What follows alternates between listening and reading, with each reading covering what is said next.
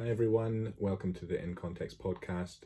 I just thought I'd do a quick introduction video for this one because the connection wasn't great at the start. I've tried to edit that out best I can, but just so you're aware.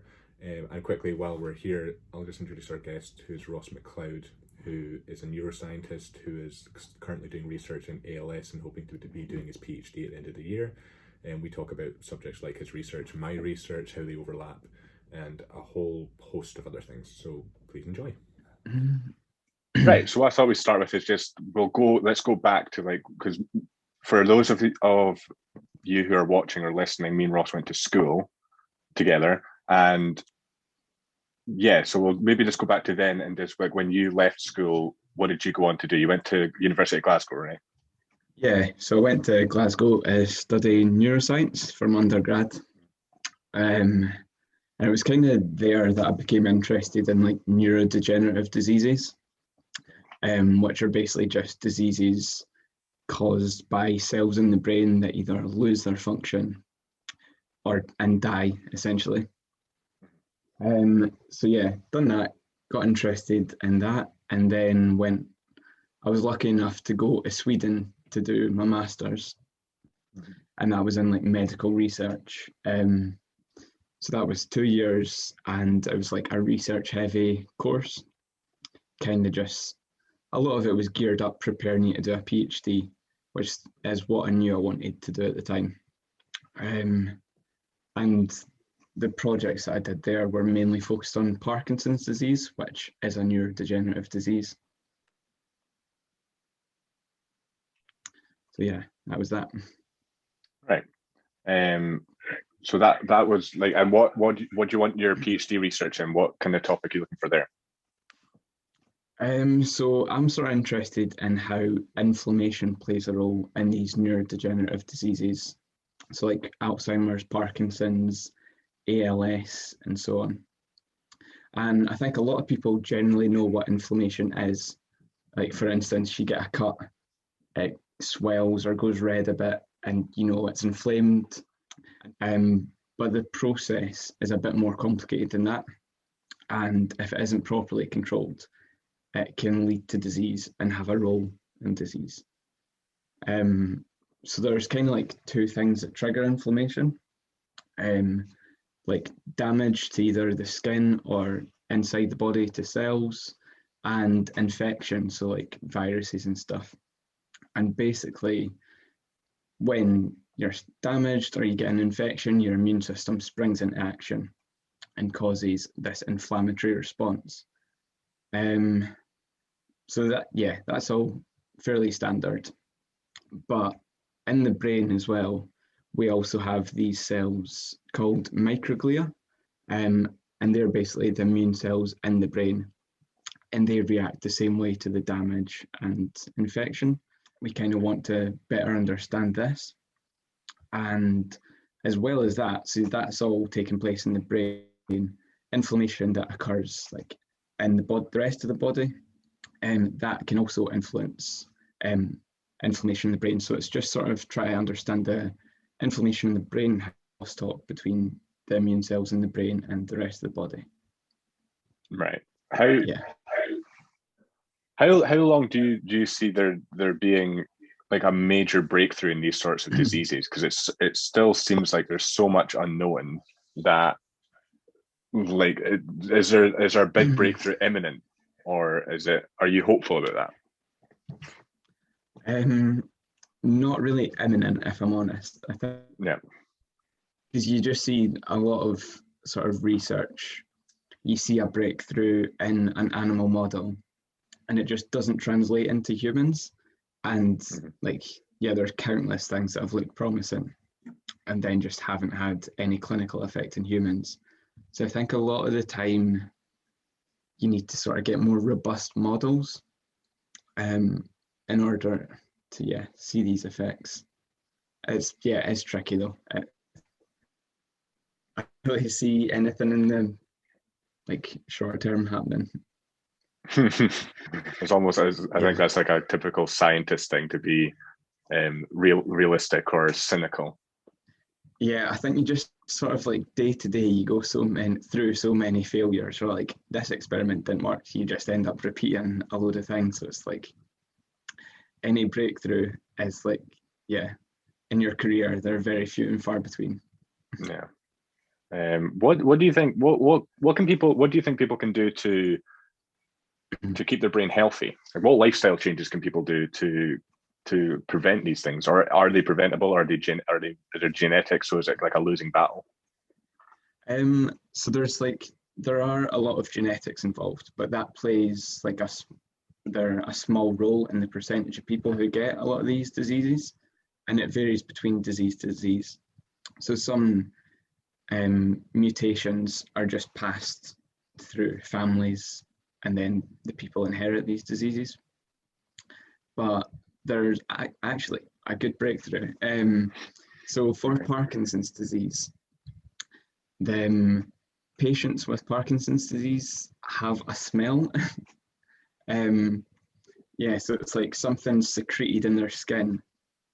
And I think they've used sniffer dogs to detect this, but there was also a nurse who could smell it off her husband, and then she noticed a sort of musky smell, and then she was asked, like, can you smell this in other people? And she had like I think 100% record of detecting it just with her nose. So that was pretty insane. That's crazy. Yeah. Yeah. That's weird. But yeah, back to your question about sort of like lifestyle to possibly avoid this. I think with anything, like, you just sort of say get more sleep, which is immensely beneficial, and better sleep, and just maybe like keep your mind active, like do mental tasks. But from that front, it's hard to, yeah, I'm not sure it's preventable by that. Right. So what we'll do now is, so for those watching, the way we came across like making this episode was you had messaged to say you'd watched the previous one with Ben, and then we got talking about both of our research interests, and we found that there was overlap there in them. So I'll quickly go over my kind of academic history so that people know like where my research interest goes, and then we can like dive into some like deep questions. So when I left school, I went to the university that was #1 for journalism, simply because of that. And I went there for about 2 months, and the way they organized the university, they had like, you had to do about 4 or 5 other subjects. Some of them had nothing to do with your main degree. They didn't like the idea of that. So I dropped out and went to the other university that I got an offer for journalism, asked them to take me, and then they said, you're going to have to go to college, because they didn't trust me. So I went to college, and I did media and communication at college, and then did a degree in journalism. And then when I left there, I went and did a master's in digital sociology, and I'm now about halfway through a master's in philosophy. And the kind of theme, I was thinking about this the last couple of days about how that kind of story went, because when I was doing journalism, that was all I wanted to do. All I wanted to do was journalism. And then when I started the course, all I wanted to do was music journalism. I was reviewing music and stuff like that. And then it was maybe like a year of doing that. I thought, I'm not going to keep doing this, because I was like, I found it quite repetitive. I ended up saying the same things about every single album that's coming out. And then I moved on to just do probably like this sort of journalism, where like opinion journalism, where I'm not having to be impartial or objective. I can just put whatever I think across and just kind of speak to people. I think that's where you get the best information. And then, yeah, when I left journalism and I went to do my first master's, that's when I started getting into academia more. Like, the journalism course wasn't academic at all, it wasn't theoretical, it was very practical. And so now I will hopefully be doing a PhD at the end of this year. And I suppose the question I have for you is, like, how important do you think it is to keep doors open for these kind of like interests and stuff like that. Because I think if I had kept all those doors closed, then I probably wouldn't be doing what I would be doing now. I would still be doing music journalism or something like that. Yeah, definitely. I think, yeah, it's immensely important because, I don't know, I think we get rushed through our early sort of education, and like you need to know, even at uni, you're like, you need to know what classes to take, how that'll link you towards a future career. And I think I've kind of always been lucky enough that I thought I want to do a PhD. But it did take me a bit of time to like figure out what I'm really interested in, and also to like build up the confidence in myself to like, yeah, basically sort of overcome imposter syndrome. But yeah, so it's like, if you don't have that mindset from the start, just get a flavor of different things, and then like don't be in a rush to be like, I need to do this. I think that's really important. Like, I was going to ask you, how did you sort of, so when you went from the journalism to the sociology, like, was there a moment that you sort of were like, or something you read sort of more towards sociology that you're like, yeah, this is what I'm really interested in? Well, looking back, I think there's probably a couple of things that led me into that sort of research, because I think my dissertation for the journalism course was quite sociological. I looked into how the media perpetuated drug users, and what effect that would have on people's opinions of drug policy and stuff like that. So that was quite the methodology I used for that was pretty sociological. But also, the digital sociology course was my second option. Like, I applied for philosophy originally because I wanted to do that, and then I didn't get into that. But they offered me, they gave me an offer for digital sociology, and so like the course was really interesting. There was a lot of interesting stuff about humanitarianism in the media. And I also did a course on the dark web, talking about like how is the dark web making drug use safer, because people are reviewed like on Amazon, so you'd only buy from like a reviewed seller. So it would kind of like, intuition would tell you that buying drugs online that way are safer. But I forget what your question was. How did I get into sociology? Well, that's really it. Yeah, I applied for philosophy originally. I didn't get into that, and got into sociology. When I finished the sociological course, I still wanted to do philosophy. And yeah, the reason I got into philosophy was just a bunch of different people that I started watching, like Sam Harris being one, Jordan Peterson another, that kind of got me into philosophy, kind of mainstream philosophy. And this is like the first time I've ever looked at philosophy academically. And probably the biggest challenge of going straight into philosophy without writing philosophy is that how to write philosophy, because it's so different to any other, like other academic writing styles, like in sociology and journalism. Yeah, like in sociology and journalism, in a paper you couldn't say I, you had to say the argument will be, stuff like that. You couldn't put your opinion across. It had to be very objective. Whereas with philosophy, it feels like a lot more relaxed. You can say, this is what I think. You don't have to back up. You almost don't have to back up everything you're saying with citations. Like you could probably write a whole paper without any citations, and it would still be a good paper. And that's what I really like about philosophy. So yeah, long-winded answer. So you don't need to read other people's work. You can just do it all yourself, basically. I wouldn't recommend that. I've had to do like a lot of reading, but I enjoyed reading a lot more than the other courses that I've done. I find it a lot more interesting. I find like sort of, I think when you mentioned some of the topics we'd come on to later in the podcast, I was like, right, I'm going to read a wee bit about them, because this is philosophy pretty much through and through. Not like there's some crossover with neuroscience, but compared to the sort of molecular and cellular stuff I do, it's quite removed from that. And then so like delving into that, it's pretty daunting. Like some of the language and the theories, it takes a while to get your head around. But and I think I couldn't do it long term, like study philosophy. I think I'd go a bit mad.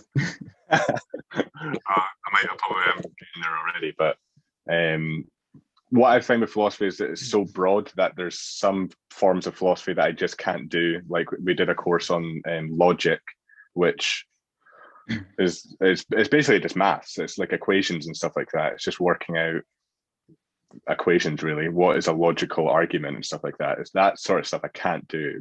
The philosophy that I have to do is stuff that is like practical and affects the world and can be applied to the world.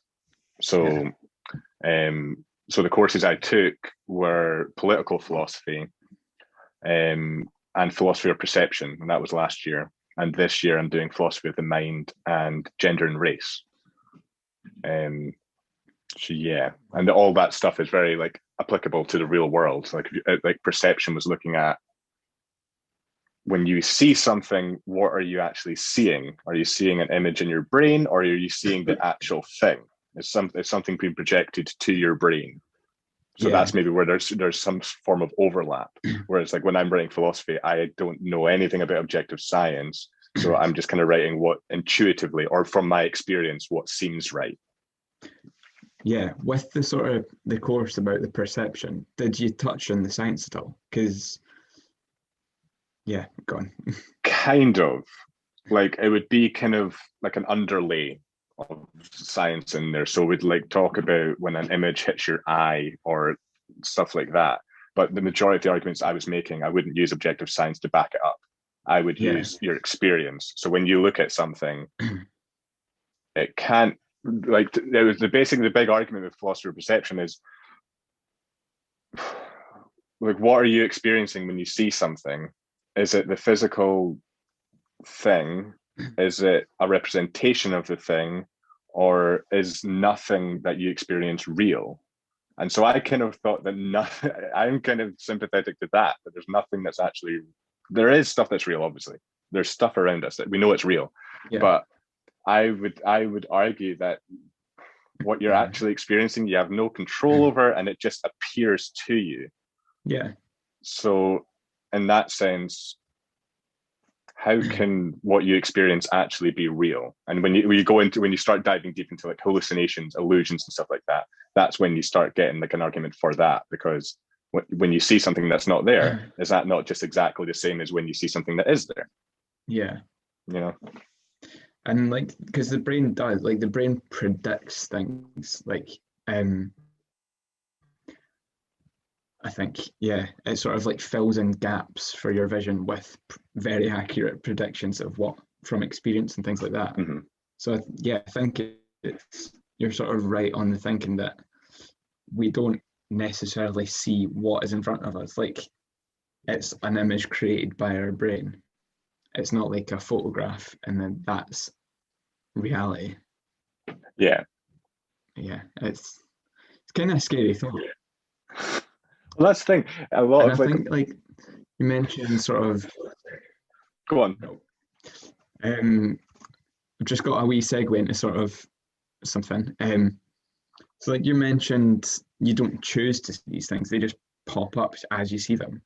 And you were saying, I think that gets into what you want to do about your PhD, like free will, and like, do we have a choice in everything, really? Yeah, I think that idea probably came from Sam Harris. Like he has a book called Waking Up, and he's got a meditation app called Waking Up as well. And a lot of the stuff he talks about when you're meditating is to acknowledge that, like, say if you had your eyes closed and you start listening to sounds, are you actually doing the listening? You're not really. The noises are just coming to you. You've not got any control over what you hear. And it's the same with thoughts. So if it's the same with thoughts, that you have no control over what thought goes into your head, how can you argue that the action, like the thought that leads to an action, is you're choosing? So that's where that kind of idea started from. And then I've started to look into more like the implications of saying, if we don't have free will, what does that mean? And to me, it's like, that's what you're saying there. It's a scary thought. Like when I say that's what I think to people, they do say, like, how can you like be happy with what you've done, or like think of your achievements as your own achievements. And I think it's a humbling thing. It's a positive thing because it humbles you, and it says that if you didn't have any control over it, then it was probably other people that had more of an impact on your achievements than you did. Yeah. And it would be the same on the opposite side. Like if you had someone like homeless people or people that have who are problematically using drugs, if we think that they didn't choose that, then we can be a bit more sympathetic towards them and help, rather than looking at them as like they made their choices. Well, they really didn't on that argument. Yeah. And I think coming from like a biological perspective, we simply don't have evidence for free will existing. Right. But at the same time, it's everyone's like lived experience revolves around this idea of like feeling like you have free will. And I do think like we do have a will, because you were saying like the thoughts that come in your head and you act upon them, but you can also choose not to act upon them. And that is but it's sort of the idea that the initial thought coming into your head, you don't choose that necessarily. And in terms of like from a cellular level, like that's a neuron becoming activated and then sort of passing an electrical signal down its process to then speak to another neuron. Like what initially causes that activation? You don't cause that. It happens either randomly or deterministically, but it's not free. So it's like we've got a will, but it's not free. Yeah. I think there's two things there. Where one, when that stuff happens in your brain, where like synapses fire and serotonin, and that's all I know about brain stuff. But when that happens in your brain, you don't experience that in your brain. You don't experience anything that happens in your brain. So this is where maybe we'll move on to the topic of consciousness as well, where you don't experience anything that happens in your brain, but you experience consciousness. But consciousness isn't quite in your brain, or is it? I mean, that's where that's a big argument that they have there. Yeah. So I think kind of it's important to know that, or note that like scientists know surprisingly little about consciousness. And yeah, I guess like since we don't have an actual answer just now, they're just theories. But yeah, the big question is like, how does a neuron firing then come into like a subjective thought? And yeah, I kind of think that the brain sort of works on this level by connecting with like each neuron connects with thousands of others and thousands and thousands, and it creates like billions of connections, and it forms this massive network. And then this network is what creates something that's more complex, more than the sum of its parts. That then I don't really know, or no one really knows the link between consciousness and the mind, but I think they're the same thing, like they're both there and interconnected. But like there's some theories, like we know like brain activity occurs in like a synchronized and rhythmic pattern, and we call these brain waves. So like your brain waves typically change throughout the day depending on what you're doing, like whether you're asleep or awake and doing different activities. And researchers can look at your brain waves and see what state you're in. And then there's a specific type of these brain waves that are high frequency that people associate with sort of high functioning tasks. And some people attribute that to consciousness. And it's like the sort of synchronicity of all these neurons connecting at once kind of creates what we know as consciousness. Right. So would you say that consciousness is physical or non-physical? There's the big debate. I think so. This you mentioned earlier when we were talking dualism and is it physicalism? Is that Yeah. the sort of two camps? Yeah. It's the two main camps. Yeah. Yeah, and I think consciousness is physical in that it exists sort of within the same sort of framework as the brain, like all the it's just a extension of the brain. It's not a separate thing. Okay. So you just say that's you would be a physicalist then. I should probably explain actually for people who are listening in. So dualism was a theory by Descartes in the 1600s. He introduced it, and the main theory is that the mind is immaterial and separate from the physical body. Descartes at that time was very religious, so he said that the mind was actually your soul, and that your soul could live on when your body dies. So when you physically die, your mind can live on. And a lot of people have expanded on that theory, and it's not a very popular theory now that we have after the Enlightenment, and we have science, and most scientists will not back up that claim that the mind is immaterial, and they will say it's physical. I'm unsure. I'm quite sympathetic to dualism, just from an experiential point of view, that we don't know where consciousness actually is, and we assume that it's in your head, but there's nothing really telling you that it is in your head. But anyway, and physicalists will say that there's lots of different branches of physicalism, but the main point of physicalism is that everything is physical. So when something appears in your consciousness, it's a physical reaction in your brain that does that. There's different sub theories of physicalism, like behaviorism, which would say that we don't use mental terms. Everything can just be explained through behavior, which is that's like a lot of kind of psychological experiments will use behaviorism, like Pavlov's dog and stuff is analyzing behavior rather than the mind.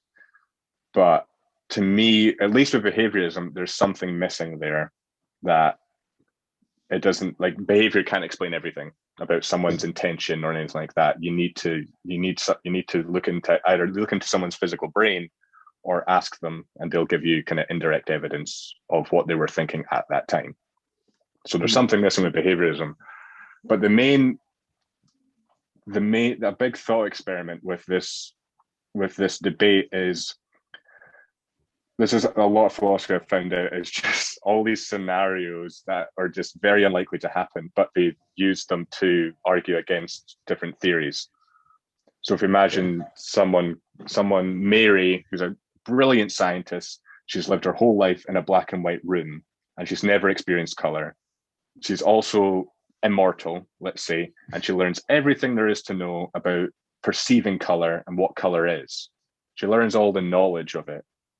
But then when she leaves this room and experiences color for the first time, the question is, does she learn something new by doing that? If she does learn something new, that information is non-physical, because she learned all the physical information there was about color. So what did she experience?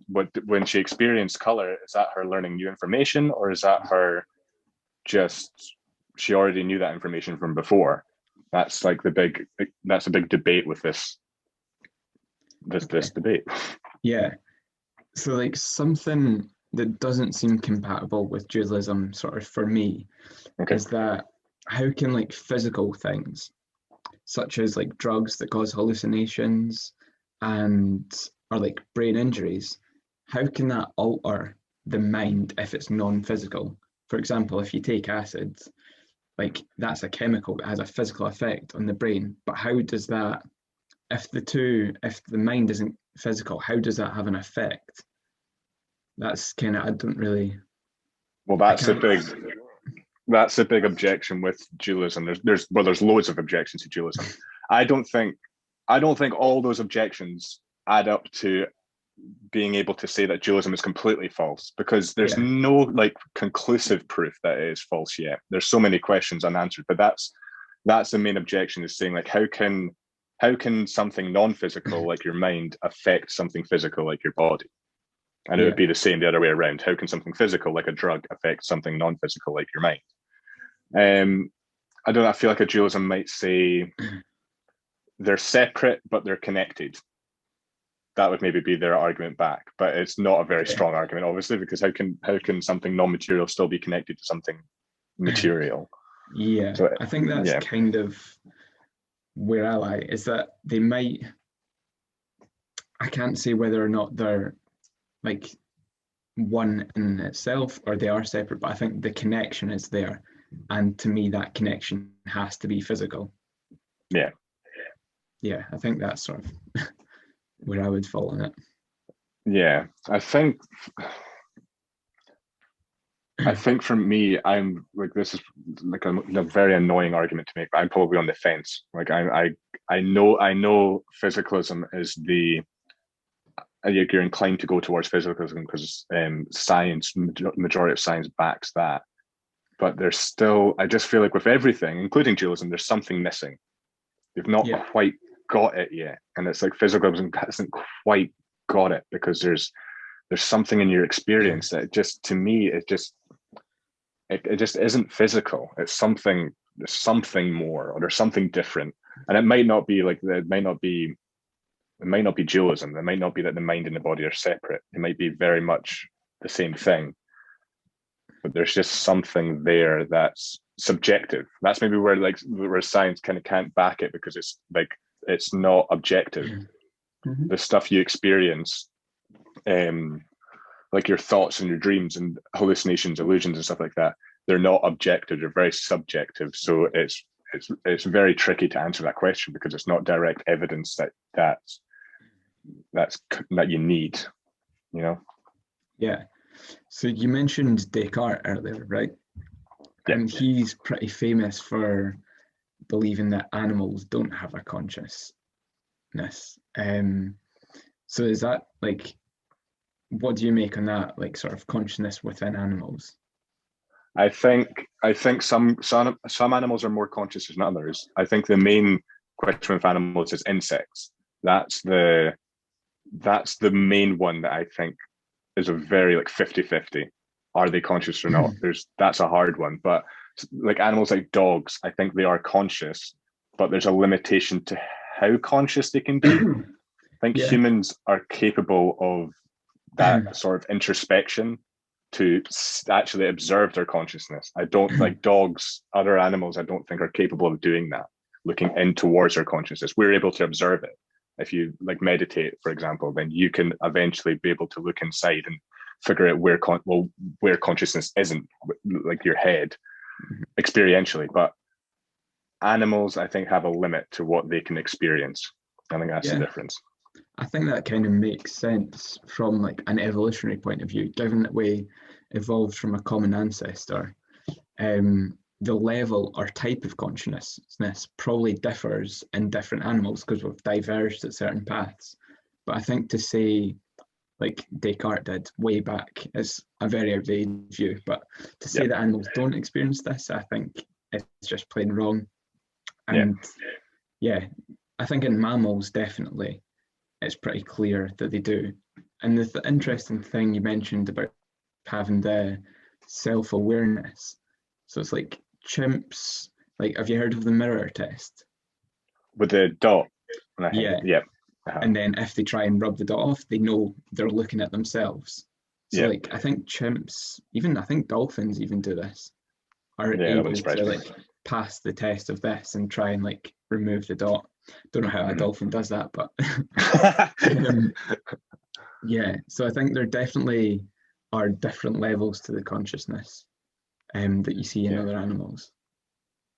I think I'm just like, another thought experiment came to mind where, let me try and remember his name.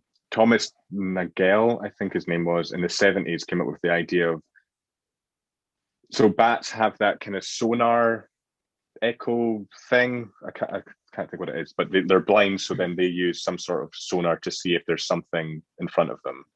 Echolocation, echolocation, that's what I'm looking for. And so his question was, it's almost similar to the Mary argument, is we can know everything about echolocation. We can study bats for as long as we want and know everything about that, but we'll never know what it's like to experience echolocation. So that's another argument that dualists had made.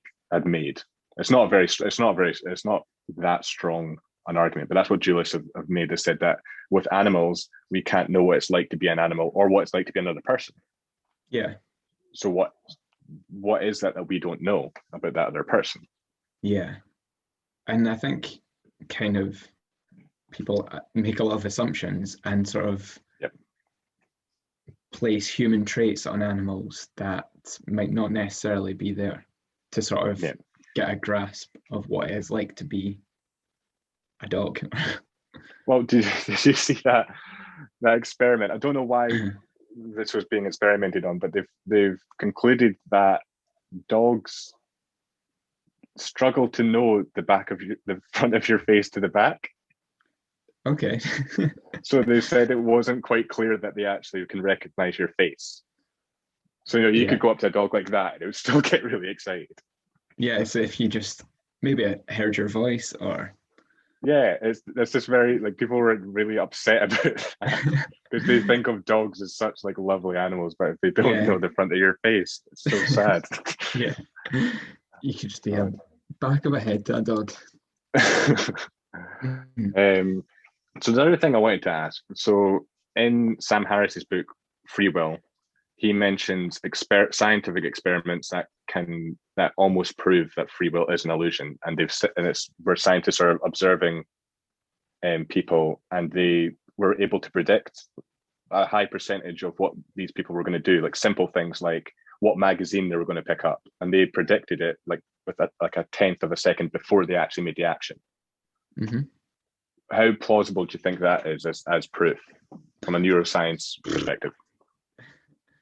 I can't really dispute that, to be honest. Like, yeah, I guess it's because the only thing would be because it's such a short time frame, like milliseconds before. I don't know how. I guess. Yeah, I really don't know, to be honest. Try to think of something. I'm like pretty stuck. Yeah, it's a tricky one.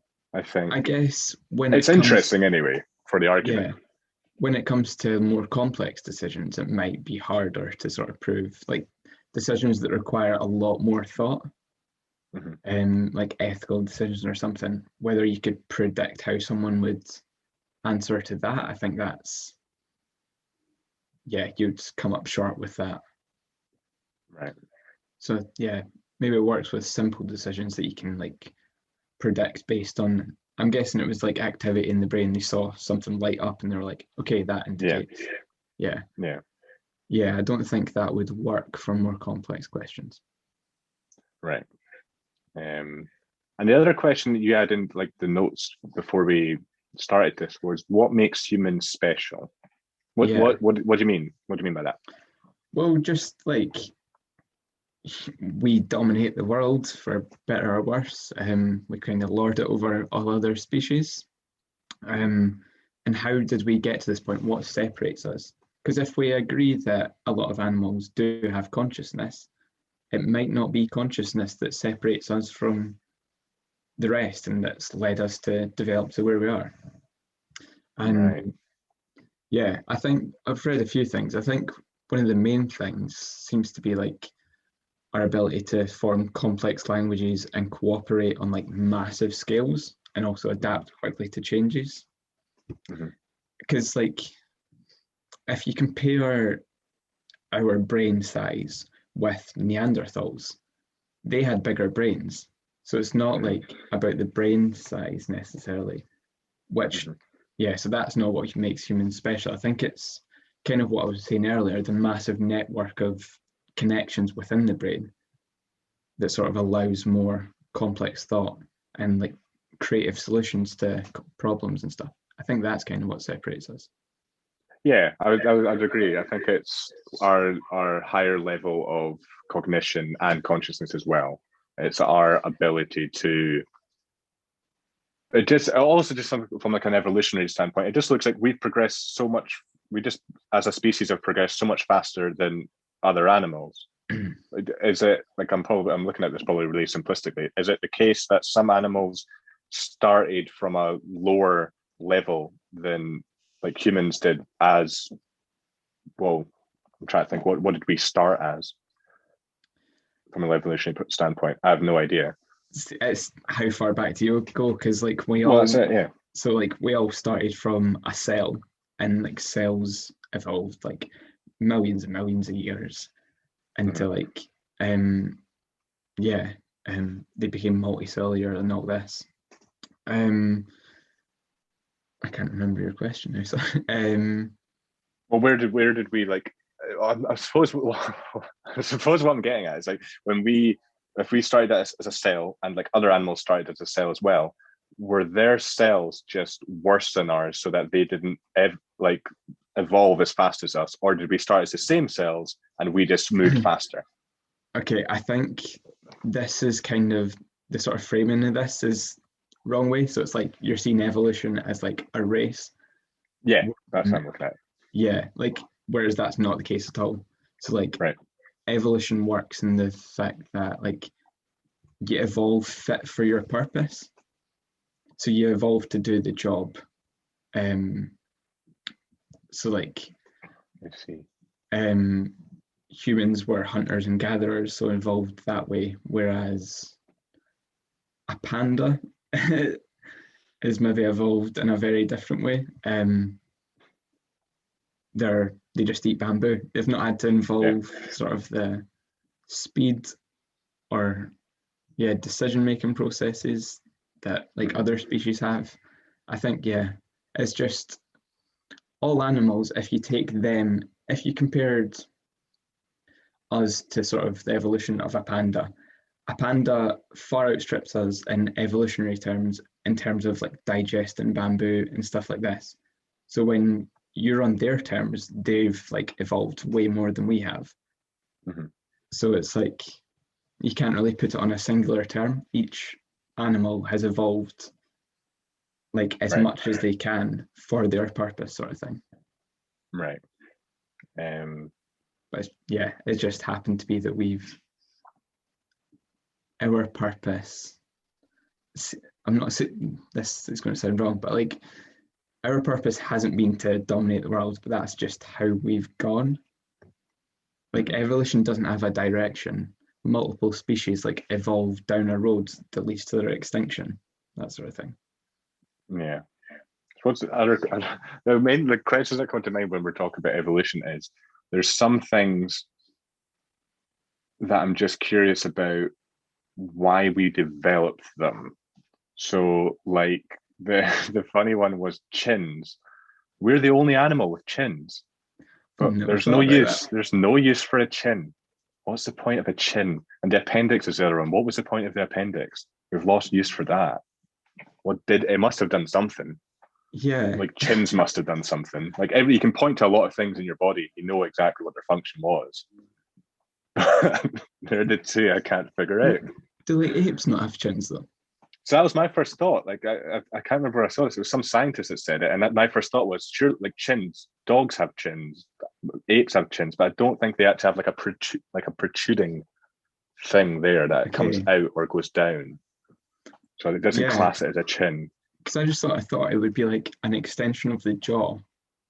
Mm-hmm. And the facial development and stuff, we did some of that, but it's very long ago, and I could not tell you a single thing about it. But it'd be interesting to look at the evolutionary point of view for that. Well, the other thing I wonder is what the future of evolution is going to be now that we're on phones. There's always like Gavin Oates. I had him on maybe, I think it was maybe 4 episodes ago, and his question was, what's going to happen to our thumbs because we're scrolling so much? Like they're finding like babies, what was it they were doing? They were doing something with their hands because they developed something with iPads. So they already knew how to do that before they could speak or something like that. So already like babies are adapting to screens. So what's going to happen in like 100, 200, thousands of years when we're all going to be like hunched back over, our thumbs are going to be huge or something like that. Yeah, It's a scary thought. I think it'll be more, so like in terms of that, all the evolution that we'll do from now on will be more behavioral. So like with babies sort of learning to scroll before talking, that will be because they see their parents do that more, sort of thing. But in terms of, because natural selection, like how it's worked in the past, if you say, for example, say if you had small thumbs, you would die off and you wouldn't pass on the genes with small thumbs. But now we're not in a society or a world that you would die off for those reasons. So it's like there's not the evolutionary selection to sort of kill those genes off and pass the other ones on. That's right. That's probably what I don't think we'll see as many physical evolutions. It will be behavioral more. Okay. What impact do you think the pandemic's going to have, apart from the obvious, like COVID for one? But I just think it's so interesting if we're talking about the human race in general, to observe that the whole world just stopped. We all changed our behavior very quick when someone told us to, obviously for the right reasons, hopefully. But we all stopped. And like the big thing I found was big changes, like environmentally. If we're talking about the environment, we can all change our behavior pretty quick. Yeah. And it's almost like we will change our behavior if the threat is imminent. If the threat is 10, 20 years away, it doesn't. That's future me's problem, or that's the kid's problem. That was the main thing I got from this pandemic. Do you get anything from it? Yeah, I think it does highlight our ability to adapt rapidly. But yeah, environmentally, it's kind of shown that. So like the narrative, like for valid reasons around COVID, is it is an imminent threat, and it just sort of says if you use that, maybe not the same language, but put the same level of existential threat and imminent threat on global warming and stuff, people will react. Like we like a story. Sort of, you need a narrative around that. I think that's also like that sort of like the story and the narrative.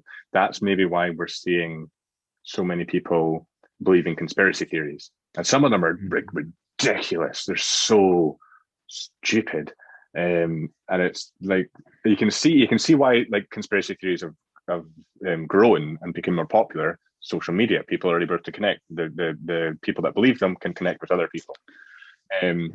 But going back to free will, that was another thing I noticed, that if we don't believe in free will, we should look at people who have different political perspectives as us with more sympathy.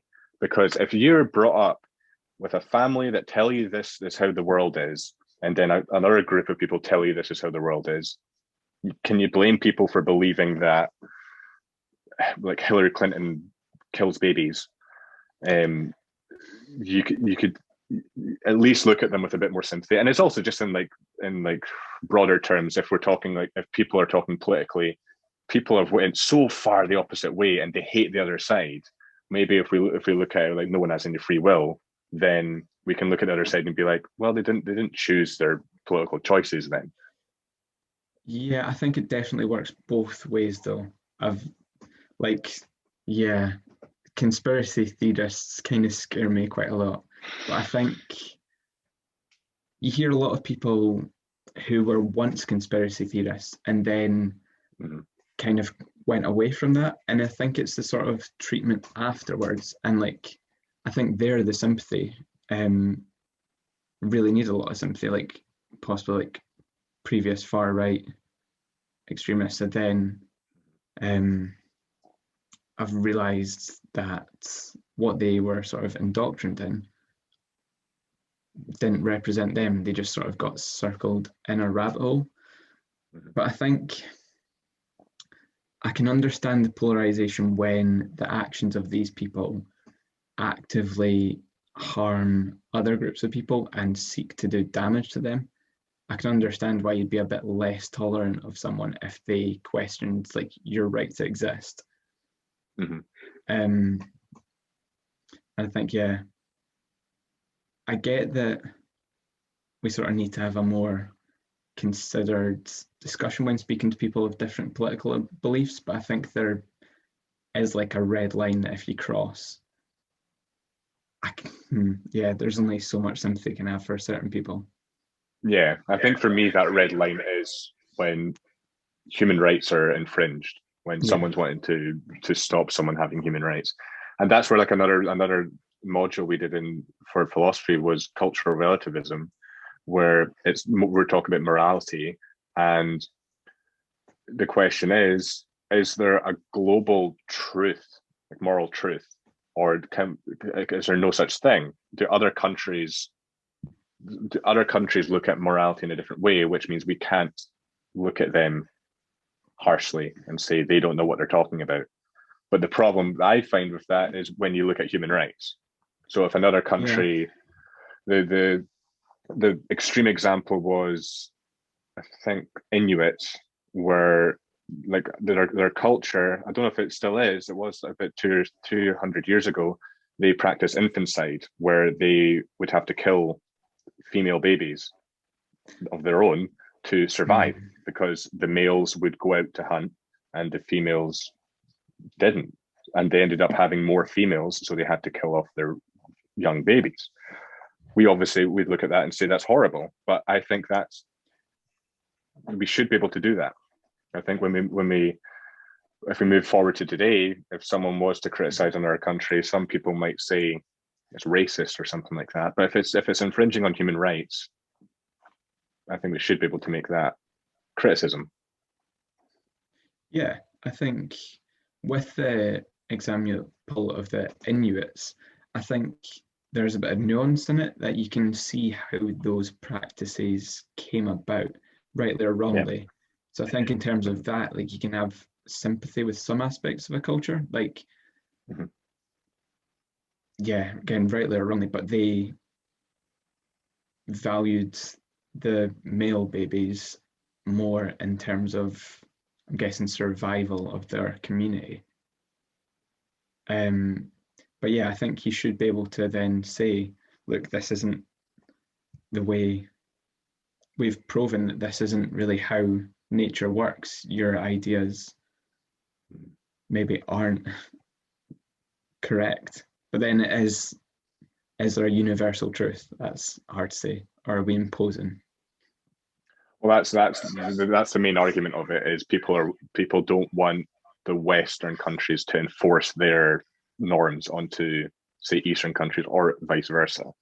But I think when we're talking about like killing and something to do with human rights, then we should be able to say something about it without being like shot down or anything. Let's switch gears off of the deep stuff. What are you doing now to stay healthy, like with your mind, with your body? What are you doing? I've actually, I started running, and I feel like an idiot because I bought my first pair of running shoes like a month ago. So before that, I'd just been running in trainers, and I hated running. It was killing my legs and all this. So I got running shoes, and lo and behold, people are right. They work. Yeah. I've been doing that. I've been reading a lot more. So yeah, reading, running, cycling, going on walks. That's sort of been how I've been keeping my mind and body kind of sane. Good stuff. How about you? Well, the same. I've been doing running as well, and I bought running shoes, and yeah, they do make a massive difference. Even if they are really expensive.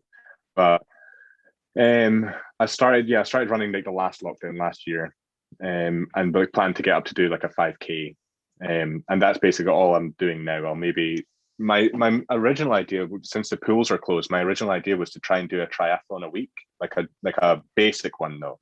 So it would be like a 5K run. Yeah, not like not in one go. No. Yeah. No, like so one day I would do a 5K run, then a 10K cycle, and then I think it was 2,500 meter swim.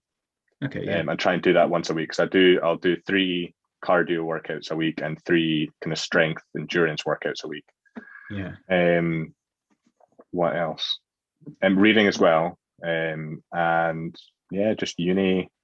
And yeah, you saw in the last episode about the nootropics.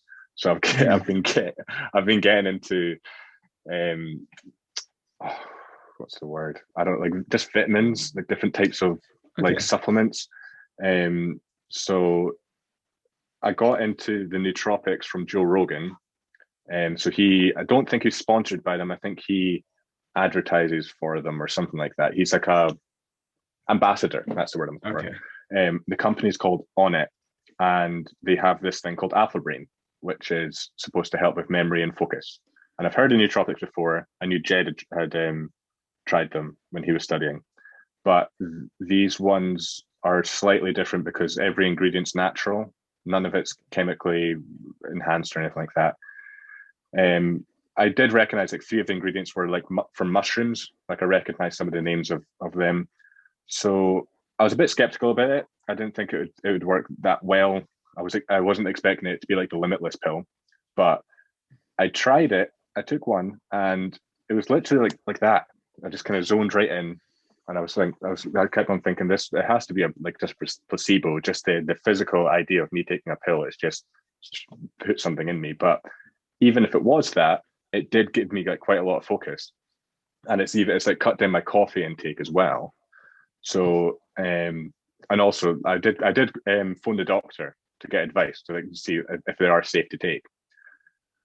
And her answer was she couldn't recommend taking them because the trials aren't big enough for NHS standards. So the trials were maybe a few hundred people, and the majority were fine. I think it was 2 out of 200 had some sort of psychotic episode, but that's because they had mental health issues beforehand. So her advice basically was, if you're having mental health issues, stop taking them. Yeah. But my main question was, should I take it with coffee? Is that going to have a bad effect if I take a pill and have coffee? But the way I've been doing it, she couldn't answer that. But the way I've been doing it is I've been drinking mushroom coffee, which is from a company called Four Sigmatic, it's just normal coffee, but less of it. And it's got specific mushrooms in it for whatever you want to do. So there's one for your brain, which is chaga and lion's mane mushrooms. And they've only got about 50 milligrams of caffeine compared to about, I think a Starbucks has about 350 milligrams. So that's cut my caffeine down, and it tastes really good. And it still zones you in. There's no like jitters, so you don't get any shakes or anything like that like you get from coffee. Yeah. Where was I going with this? Vitamins. So that company also do a box of vitamins that will like they do different things, but it's really expensive. So I basically looked at everything that they have in that box and tried to get it all from separate companies. So I take a multivitamin, krill oil, and spirulina, which is like a pond algae, which the pills smell just like that. It's horrible. And there's one more, krill oil. And 5-HTP, which you might know, it increases serotonin in the brain. Is that just good for relaxing? Precursor? I think so. Yeah, it's good for like relaxing and kind of increases serotonin. Yeah, so I've got quite a lot of thoughts on nootropics, to be honest. I think a lot of it comes down to where you're getting them. So like, there's loads of companies that claim to have like amazing positive effects, but to be honest, I'd steer clear of anything that was like saying become smarter, become in more control. Like, I think a lot of that's, and as you say, I think a lot of that's expensive nonsense, not gonna lie. Yep. And I know in the past there's been a lot of like controversy about illegal marketing. So basically I take all the marketing and stuff with a heavy pinch of salt. But nootropics have actually been around for quite a while. And they were initially like developed to improve cognition in people with impairments, like disorders and illnesses. But I don't think there's been any in regular use that have had like a lasting benefit. And I think a lot of the people, pretty much everyone who is against nootropics, is mainly because the fact that not well enough researched, the testing just hasn't been enough to say conclusively. And there's been a few, I think it's more in the past, but there's been a few outrageous sort of claims, and stuff has been dangerous in the past if it's been taken in someone who doesn't, like, some of these things are designed for people with disorders. Yeah. And if you take that and you've not got it, I think that's one, you probably don't, it's not going to have an effect, or it could be quite dangerous. Yeah. So I think from that point of view, I'm a bit skeptical. But also, I think there's a spectrum of what people call nootropics. So there's the one end that's like medication for people with an illness, and then at the other, sort of like a supplement and a nutritional thing, like as you said you've been taking. Mm-hmm. And I think that a lot of that is probably harmless. But what I would say for that is like with most other supplements, you're probably likely getting it enough just through your daily intake and things. And getting an excess of this might not, like, it might have a very subtle effect. You said you've felt quite focused, which is definitely a good thing. But in terms of like thinking about it from like how the cells work and thinking you're going to get improved cell function and things like this, I think that's probably a load of nonsense. And like Gwyneth Paltrow's company Goop, I've also sort of gotten in on it, and they're like notoriously bad with anything scientific. Yeah. I think they've like marketed an anti-fog supplement, like so you see clearer, and the ingredients of that you get in a cup of tea. Yeah. So it's like some of these things, like these supplements, are good. Like having a cup of tea can be beneficial, but it's just the expensive nature of the marketing that you'd kind of look out for, and whether or not it's worth it, like the cost of it. I would just say, if you can afford it and it's doing no harm to you, like yeah, go ahead. But like just sort of take everything with a pinch of salt that a company says. Yeah, I think, well, my main mindset with it was, one, I didn't want to rely on it. So I didn't want to feel like I needed to do it to focus, or feel like if I didn't take it, I wouldn't be as focused, which isn't the case. I didn't want to rely on it, and I didn't want to take it every day, or take like you can take up to 2 a day. I didn't want to take 2 a day, and I didn't want to take it every day. So like the way my routine with using it is, in the morning I'll have a mushroom coffee to wake myself up, and then I'll wait 4 hours for that to kind of wear off a bit. Then I'll take, if I'm doing uni work or I'm doing something that requires a lot of focus, I'll take one, and then 4 hours later I'll have a mushroom coffee, and that's it. And I'll maybe do that about 3 or 4 times a week. And so far I've not noticed any negative effects for doing that. It does seem to help. And the other way I think about it is it's cutting my caffeine down as well. Like that's instead having that instead of a coffee, it's cutting that down. Whether it's having any massive beneficial effect, I don't think it is. But just like while you were talking there, I went on to look at the marketing of it. The benefits it says is supports memory, promotes focus, and aids in mental processing. That's the three main bullet points it says. I'm just trying to see if we can get the ingredients, because they're all a bunch of stuff that I never heard of. But a lot of like the quotes of people, so like Joe Rogan's quote from it is, "It seems to fire up your brain at a higher level. It helps me form better sentences." I'm not sure. I don't think it does that. Yeah. Can't write the bloody ingredients. Right, there we go. L-theanine. That's the one that's found in tea. L-tyrosine. So that is, tyrosine is a dopamine precursor. Okay. L-tyrosine. Yeah, because goes tyrosine, L-dopa, and then dopamine. That's sort of the chemical substrates of dopamine. And that would kind of depend on how much of the enzyme that make dopamine are present. I don't, Okay. yeah, I'm not sure how that works, but I mean, it's a genuine thing, but Yeah. whether or not it's converted into anything useful is another. Yeah. Okay. Phosphatidylserine. Phosphatidylserine. Never heard it. Okay. I think. Oh no, there's more. Alpha GPC. Any ideas on that one?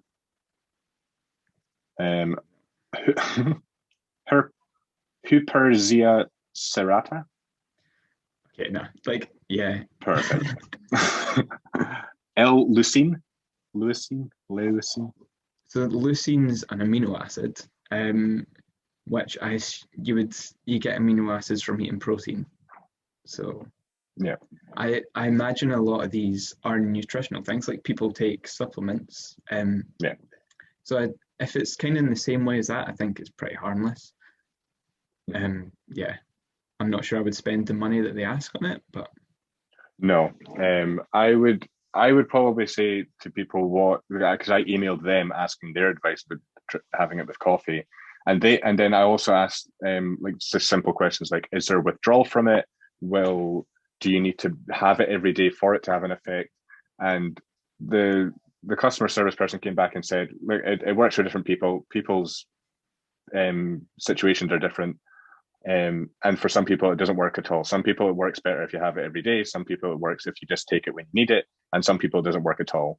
So I think if anyone's listening or watching, like we've been talking about this in a very rational way. So yeah, don't look at this as some sort of thing that's like a limitless pill, because it isn't.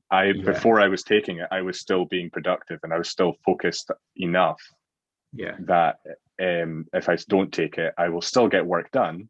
I will still get probably just as much work done, but I wouldn't, maybe the thing that would maybe come away from it is I wouldn't feel that focused in that, like say, hour of writing or something like that. I'd maybe have a bit more recall or something like that from it. Yeah, I think the focus thing, I think that probably is the most benefit that people would get. I'm not sure you would get improvements in memory just from that. That was the one claim that I sort of thought, okay, that sounds a bit dubious. Yeah. But the focus thing, I know when people like with anxiety and stuff, a lot of these nootropics tend to just sort of calm them and focus them. So like, yeah, if it's something that you think you need, like because you're suffering in some way, then look into it. But yeah, I think I would just say like try and get as much sleep as possible, eat well, because you'll likely get all this through your diet anyway, and just like exercise, keep your brain active. Like that is a free way to do all these things, in my opinion. Yeah, I think even like we were talking about excess when I first started taking a multivitamin. First time I went to the toilet after taking it, my pee was like neon. And I was like, oh, there's something just wrong. All coming straight out. And I can't remember who I asked, and they're like, yeah, that's just all those vitamins that you do not need are just going, your body's just getting rid of it because it doesn't need it. But what about diet for you? Are you doing anything with your diet, or are you just generally eating healthy? My New Year's resolution was be vegetarian, which hasn't been a problem at all, to be honest. I've been sort of eating little meat for the past year, so it's just kind of a natural progression. Got a few cookbooks, vegetarian cookbooks. It's kind of brought excitement to cooking. Which, yeah, I think that's also helpful for like mental health and focusing on something, just setting aside the time to go try a new recipe. And then once you've done it, you can like tinker it in ways that you want. That's kind of a nice way to pass the time. So yeah, I think that's kind of one thing I've been doing during lockdown. It's been fun. Yeah. I went vegetarian for about 10 months, and the the funny thing I found was the thing that stopped me from being vegetarian was KFC. I was driving back from work and the KFC was there. I was like I had a stressful day. And I was like, I'm gonna have to do it. And I sat by myself in the car with the KFC, like, oh, it's so good. But it's like things like say he then went another 10 months or like even a couple of weeks and then had a KFC, and like it's just about like how much. I don't think anyone's expecting anyone to go cold turkey. Yeah. It's just like that sort of mindset, being like, okay, I don't need to have meat with every meal, which I think a lot of people believe. Yeah. Mm-hmm. It's easy not to do. Yeah. I think the majority, for me, like the majority on your plate should be greens, vegetables, and stuff like that. And the majority of your food throughout the whole week should be majority fruits, vegetables, stuff like that. I found like over lockdown, because before when I used to cook a lot, but I would do like easy meals, all the stuff that just gets chucked into a pan, like Joe Wicks, like Lean and 15 stuff, which is good. That's good to use like the majority of the time. But I think, no, not got it. Anthony Bourdain's Cookbook, I got that over lockdown and started doing stuff over that. And that's like stuff, like one of the things I made was a chorizo and kale soup. And you put like a bone of ham in it, and you cooked it for 8 hours in that ham hock. And it's just stuff like that. That's like, it's not easy. It's not just food for the sake of like simple food. It's like stuff. It's going to take some time, but the results are really good. Like that tasted amazing. Yeah, really good. His cookbook, because I know he's quite a good writer as well. Like, is his cookbook just like recipes, or does he write in the book? Sure, I do. Oh, it's here. And that's there. Okay. I think it does have writing in it, but like it looks like that. Yeah. But it does have like, that's the mac and cheese. Jesus. It's the best mac and cheese I've ever had in my life. I got, do you know Ottolenghi, his cookbook? No. There was a Loyal Corner song called Ottolenghi. He's pals with Loyal Corner. Right, okay. But I think he's Israeli British chef. I could be wrong with that, but he did a spicy mushroom lasagna, and oh my days, wow. that like, you're talking about your mushroom coffee. Get on board with this. Like, that sounds good. It's so good. Yeah, that's like one of the best things I've ever made. Right. What about music? What new music are you listening to, or what are you getting into? I guess I'm still sort of like, there are a lot of albums last year that I got kind of fixated on that I've still kind of stuck with. So like Yves Tumor, sort of like an experimental psychedelic rock album. Yeah, and there was a band called Salt as well, which was kind of like a soul funky band. I think they're two of the main ones that I've been like on board with all past couple of months. Right. How about you? Well, the classics, like the Vaccines brought out a covers EP. That's like 5 different covers, and it's called Cozy Karaoke. And you can see why it's called that, because it's very like, is it smooth fun, or versions. Is it what sort of covers do they do? Like, what's your favorite cover off the album, or one of the albums? They do one, when No One Knows by Queens of the Stone Age. Oh shit, yeah. They do that, but it's like they use like a keyboard, and it's just like yeah, it's really nice. It's lovely. What else? Kings of Leon just brought out their new album last week. And that's really good. Well, Post Malone. I really like Post Malone. His latest album's really good. Which one? Congratulations, is that the one that? Yes. Yeah, that's the only one I know.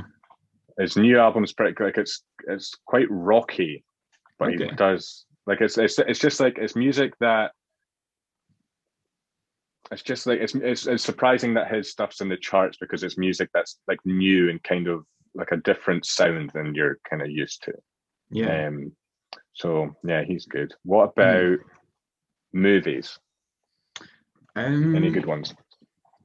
Recent, like maybe 6 months ago, so I was watching like a movie a day, but I've really dropped off in terms of like I've sort of started picking up books more than movies. But I watched Captain Fantastic maybe a couple of weeks ago. I think that was like 2016 or 17 that was out. And then Minari. Have you seen either of them? I don't know that one. I know about Captain Fantastic, but I've not watched it, but I've never heard of Minari. Yeah, so Minari is like, I think it's about a Korean family in America, and the sort of the father of the family, he buys land.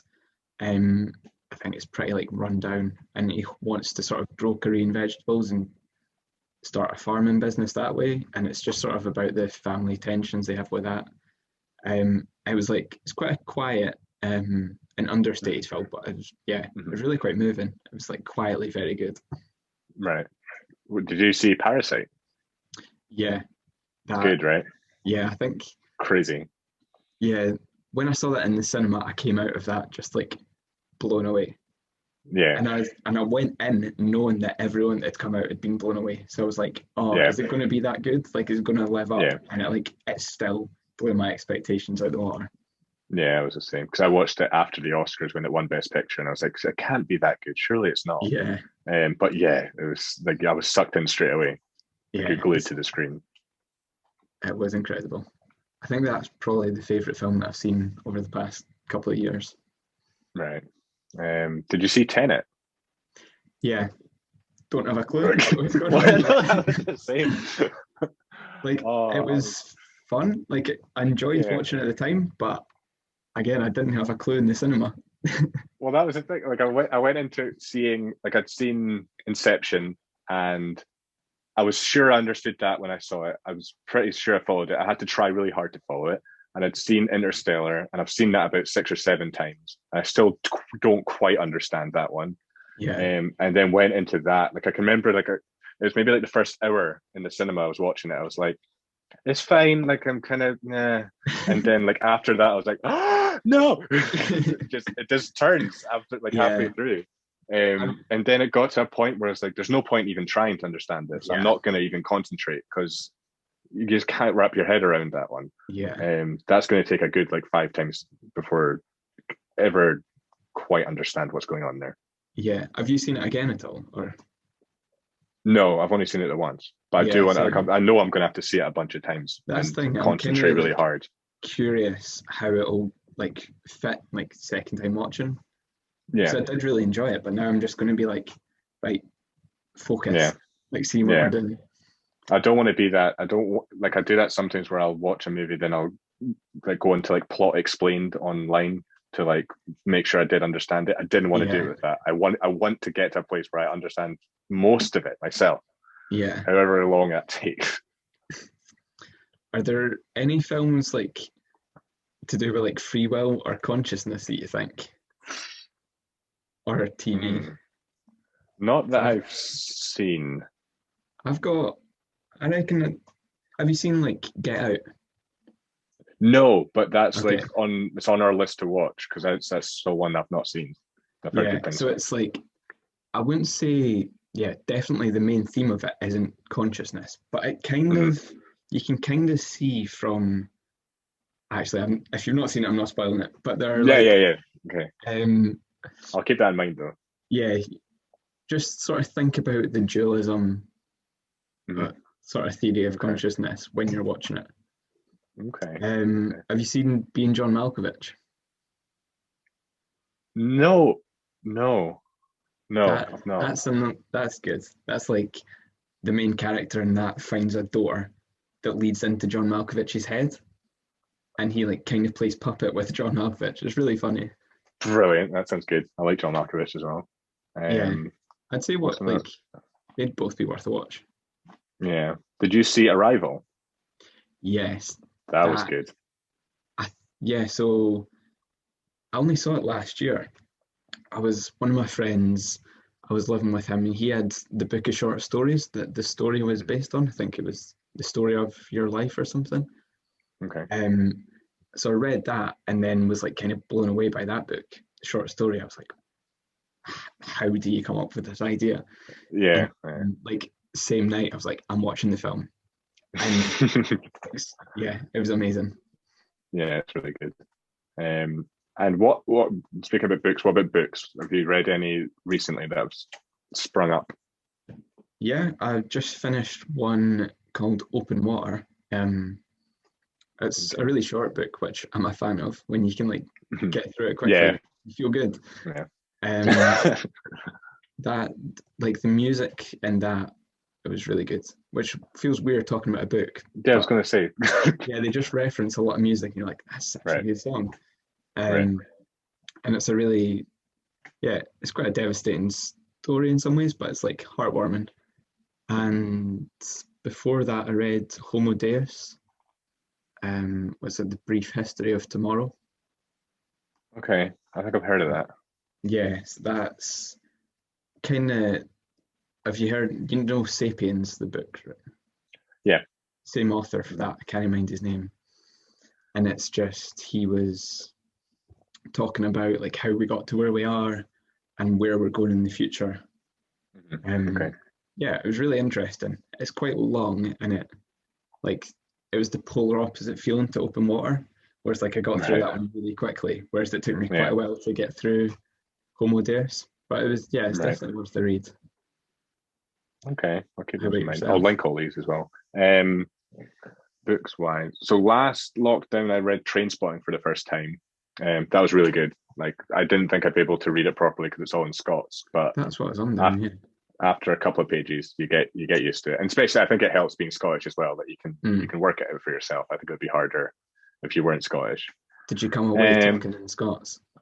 Did you put it down and you go to your mum and start talking? No, I don't think. I think that would be a hard thing to push.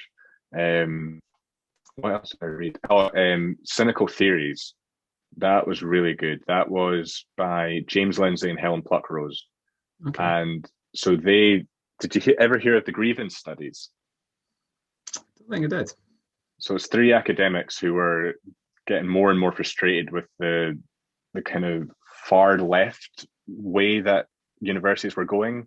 So they were kind of showing that we're preaching less objectivity and more about experience and more activism in some courses that don't need activism. So they basically wrote 10 joke papers over the space of a year, proper journal articles, just to show how crazy the academy is getting. One of them, they quoted Mein Kampf and related it to feminism, and it got published. And it got... This is obviously a joke art. Yeah, it's like complete bullshit. Yeah. So they like obviously went to publish it. It got published. I think quite a few of them won awards. I think the Mein Kampf one, they said it's one of the best things happened to feminism in the last 20 years. So that was going on over a year. They got 10. And the other one was it was something about dog parks. Like they said they went to dog parks and they said something about like owners have to know the gender of, like don't have to know the gender of their dogs or something like that. It was something to do with gender. And they said they went to dog parks and investigated the genitals of all these dogs. That one got published. Yeah, there was a good 10 before they eventually, I think a journalist found them out and exposed it. But yeah, so James Lindsay I think he got fired after that, got laid off. And Helen Pluckrose is an English, she's the editor of Aero magazine. And I had her on, I got her on the podcast 2 or 3 episodes ago. And that was really good. Guest. Yeah. Well, it was crazy because I was watching Joe Rogan and James Lindsay was on Joe Rogan talking about it. And he was like talking about all these people and saying like Helen Pluckrose. And I was like, hell, I might try that just in case. And then she got back and said, yeah. And I was like, Was that a long shot? Like, how do you go about, like, obviously we knew from school, so it was just like, set that up. So probably like the start of the month, I will email people I do not think will get back to me at all. People that they're not going to get back to me, just in case, because sometimes they will. So big, like massive people like Sam Harris or like Jordan Peterson, I will just email them. I'll email them once a month, just saying, come on. So I'll do that, and then like throughout the month, if something in the news happens, like, so the next episode is going to be on gender assault, this sort of like in the wake of Sarah, I forget her last name. But yeah, so like if something pops up in the news, that gives me the topic, and I'll generally just try and find people to do with that. And like I'll try and be conscious of what we're talking about and who I'm going to speak to. So like I did one on Black Lives Matter, and I spoke to Olivia Otiba, who's a freelance journalist, and I wanted to make sure I was getting the point of view that I wanted. Do you know what I mean? So I think I'm going to be speaking to her again on gender as well. Cool. So yeah, that's generally how I just like email people. It's usually just copying and pasting the email to different people. Just say, I love your work, and could you please, I usually say like, it can take place for a Zoom. It can be for as long as you're willing to provide.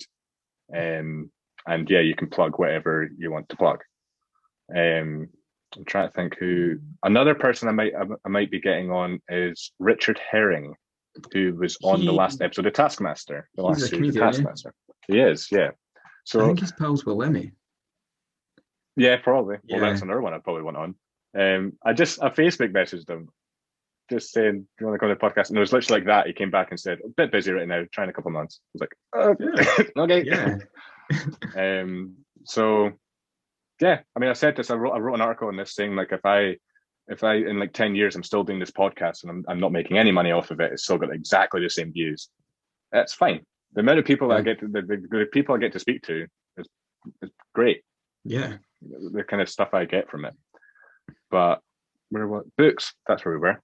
So cynical theories. I'd read that. So that's basically them summing up that idea that what's happening with kind of like woke culture, that sort of thing, and goes into postmodernism and this sort of thing. So it's an interesting read. Any other books though? I'm reading Harry Potter now because when I was a kid, I remember I watched the first two and then I never watched the rest of them. And I always thought, if I never watched the rest of them as a kid, how could I like them now? So what's the point? So eventually, like over lockdown, I was like, well, I've got all this time, so fuck it, I'll watch them all. So I watched them. They're so good. Oh, forgot. I didn't think they'd be that good, but I watched them all. They're really good. And then I thought, I'm gonna have to read the books now. So started reading the books. Just finished the first one. Okay. So, but I accidentally ordered a set of first editions. That must have been expensive. It wasn't that. They're not like very great first editions. So like the thing with first editions is you want first edition first printing. Those, like, for just the first one, you're talking about hundreds of thousands just for that one. But these are like first editions, but like 20th printing. But it was 90 quid. And I accidentally did it because I was just checking like how much delivery and stuff would be. And I accidentally clicked something thinking it was just like add to basket. And I just went through and I was like, well, I've got them all now. I have to read them. So, I've not actually, I don't think I've read them all. I think when I was a kid, I stopped about the third or fourth. Yeah, they're good. And then, well, that one's good anyway. Yeah, and then I don't think I've seen all the films either. I've seen the last two and the first four. But I don't know. Weird order. Yeah, I think I stopped like around teenager or younger than that. Kind of stopped reading, lost my way with sort of all that stuff. Right. And then just would watch them if they were on TV, like Channel 4 or something. It was never, we're going to the cinema to see this sort of thing. Yeah, that's fair. Another book is Matthew McConaughey's one, Green Lights. I read that. That's really good. It's like a kind of biographical kind of motivational thing. That's pretty good. And one more is Tim Ferriss's book. He's got, well, all of his books are really good, but he has a podcast called The Tim Ferris Show, and he just interviews like successful people from everywhere. So like actors, musicians, some people from the army, like everything. He's interviewed everyone that I can think of. But he's like put it all into books. So consolidated interviews, all the best bits from the interviews into books. And it's like, they're all common questions. So like, what does success mean to you? Or like, if you could have a billboard anywhere, what would you have on it? And it's all these different people in a book, and it's all their answers. It's good. I noticed, so you've got your quotes thing on Instagram. Yeah. Do a lot of them come from that book? Yeah, so I've got the way, I mean, I have this it thing. sounds like a good book to do it from. It is. The way I've done this for like 5 years, where if I'm reading a book and I think I like a quote, I fold down the page and then come back to it, and eventually, like, I've got on that app, Evernote, I've got all these different quotes all like worked into files. But it just so happens that book, like every single page is folded down because I like every single quote. So I'm like working my way through that. So that's how I'm doing it on Instagram, where I'm just like going through every quote I've got and uploading it. I think I'm near the end of that book, so I'll move on. Like some of them are like fiction books, like quotes from like Brave New World. Like there's one that comes to mind. There's a few quotes on that I like. So eventually it'll switch up to different books. Thanks for doing that. That was great. Yeah, thanks for having me. We got into some deep conversations. Yeah, I feel like some that I'm definitely not qualified to talk about, but there we are. Well, I don't think anyone's qualified to talk about anything. So